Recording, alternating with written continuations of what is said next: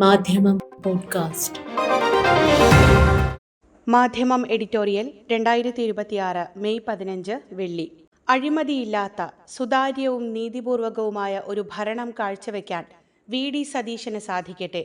ജനാധിപത്യം കൂടുതൽ അർത്ഥവത്താകുന്ന, വിദ്വേഷമില്ലാത്ത പുതിയ കേരളത്തിനായി നമുക്ക് കാത്തിരിക്കാം എന്ന് ചൂണ്ടിക്കാണിക്കുന്നതാണ് ഇന്നത്തെ എഡിറ്റോറിയൽ. ജനവികാരത്തിന്റെ വിജയം.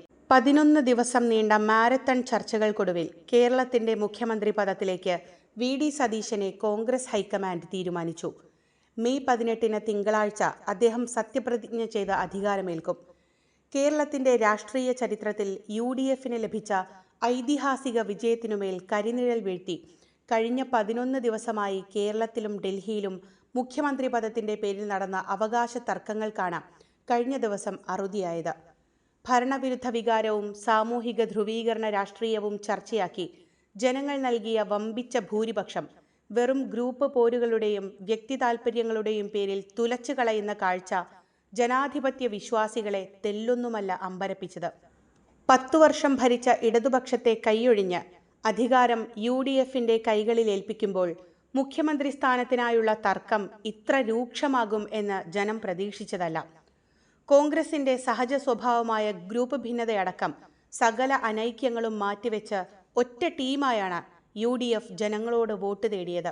മികച്ച രീതിയിൽ അതിന് നേതൃത്വം നൽകാൻ വി.ഡി. സതീശനാവുകയും ചെയ്തു. എന്നാൽ വമ്പൻ വിജയത്തിനു ശേഷം കോൺഗ്രസിനകത്ത് നടന്ന അധികാരത്തിനു വേണ്ടിയുള്ള കിടമത്സരം പാർട്ടിക്കുള്ളിലെ ഗ്രൂപ്പ് തർക്കമായല്ല, ജനഹിതത്തെ സംഘടനാ അധികാരം ഉപയോഗിച്ച് റാഞ്ചാനുള്ള കുതന്ത്രമായിട്ടാണ് ജനങ്ങൾ കണ്ടത്. അതുകൊണ്ടാണ് സാധാരണക്കാരും പൊതുസമൂഹവും സാംസ്കാരിക പ്രവർത്തകരുമെല്ലാം രൂക്ഷമായ പ്രതികരണങ്ങളുമായി മുന്നിട്ടിറങ്ങിയത്. അല്പം വൈകിയാണെങ്കിലും അത് ഉൾക്കൊള്ളാനും തിരിച്ചറിയാനും കോൺഗ്രസ് ഹൈക്കമാൻഡിന് സാധിച്ചുവെന്നത് ശ്ലാഘനീയമാണ്. വി.ഡി. സതീശനെ മുഖ്യമന്ത്രിയായി പ്രഖ്യാപിച്ച ശേഷം AICC general secretary KC Venugopal നടത്തിയ വാർത്താ സമ്മേളനം ഉയർന്ന നിലവാരം പുലർത്തുന്നതും ഗ്രൂപ്പുകൾക്കതീതമായി കോൺഗ്രസ് ഒറ്റക്കെട്ടായി നീങ്ങും എന്നുള്ള സന്ദേശം കൈമാറുന്നതുമായിരുന്നു. അത് പൂർണ്ണാർത്ഥത്തിൽ സാക്ഷാത്കരിക്കാനുള്ള ചുമതല മുഖ്യമന്ത്രി എന്ന നിലയിൽ വി.ഡി. സതീശന്റെ മേൽ വന്നു ചേരുകയാണ്. കേരളത്തിന്റെ രാഷ്ട്രീയ ഭൂപടത്തിൽ പുതിയൊരു അധ്യായം കുറിച്ചുകൊണ്ടാണ് വി.ഡി. സതീശൻ മുഖ്യമന്ത്രിയായി അധികാരമേൽക്കുന്നത്. പ്രതിപക്ഷ നേതാവ് എന്ന നിലയിൽ നിയമസഭയ്ക്കകത്തും പുറത്തും അദ്ദേഹം കാഴ്ചവെച്ച വസ്തുതകളിലൂന്നിയുള്ള പോരാട്ട വീര്യം ഭരണസാരഥ്യത്തിലും അദ്ദേഹത്തിന് കരുത്താകും എന്ന് പ്രതീക്ഷിക്കാം. വെറുമൊരു ഭരണമാറ്റത്തിനപ്പുറം ജനാധിപത്യ മൂല്യങ്ങളിലും മതേതരത്വത്തിലും അടിയുറപ്പിച്ച ഒരു രാഷ്ട്രീയ സംസ്കാരത്തെ ശക്തിപ്പെടുത്തിയുള്ള ജനക്ഷേമ ഭരണമാണ് കേരളം പ്രതീക്ഷിക്കുന്നത്. നീതി നിഷേധിക്കപ്പെട്ട ഒട്ടനവധി ജനവിഭാഗങ്ങൾ വലിയൊരു മാറ്റം കൊതിച്ചാണ് UDFന് വോട്ട് ചെയ്തത്. അവരുടെ അവകാശങ്ങൾക്കു വേണ്ടി നിലയുറപ്പിക്കുമ്പോൾ സാമുദായിക നേതാക്കളുടെ അനാവശ്യ ഇടപെടലുകളും വിദ്വേഷ രാഷ്ട്രീയ വിത്തുകൾ മുളപ്പിക്കാൻ ആഗ്രഹിക്കുന്നവരുടെ വംശീയ പ്രചാരണങ്ങളും തലപൊക്കും എന്നുറപ്പ്. മുഖ്യമന്ത്രി പദലബ്ധിയെപ്പോലും വർഗീയമായി ചിത്രീകരിച്ച് അവർ വിഷപ്രയോഗങ്ങൾ തുടങ്ങിക്കഴിഞ്ഞിരിക്കുന്നു.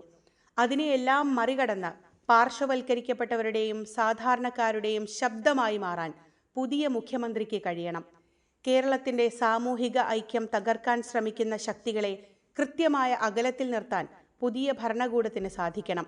സാമുദായിക ധ്രുവീകരണത്തിലൂടെ അധികാരം നിലനിർത്താൻ ശ്രമിച്ചവർക്കുള്ള മറുപടിയായി സതീശന്റെ മതേതര നിലപാടുകളെ ജനങ്ങൾ ഹൃദയപൂർവ്വം സ്വീകരിച്ചതിന്റെ പ്രതിഫലനമാണ് അദ്ദേഹത്തിന്റെ മുഖ്യമന്ത്രി പദവി.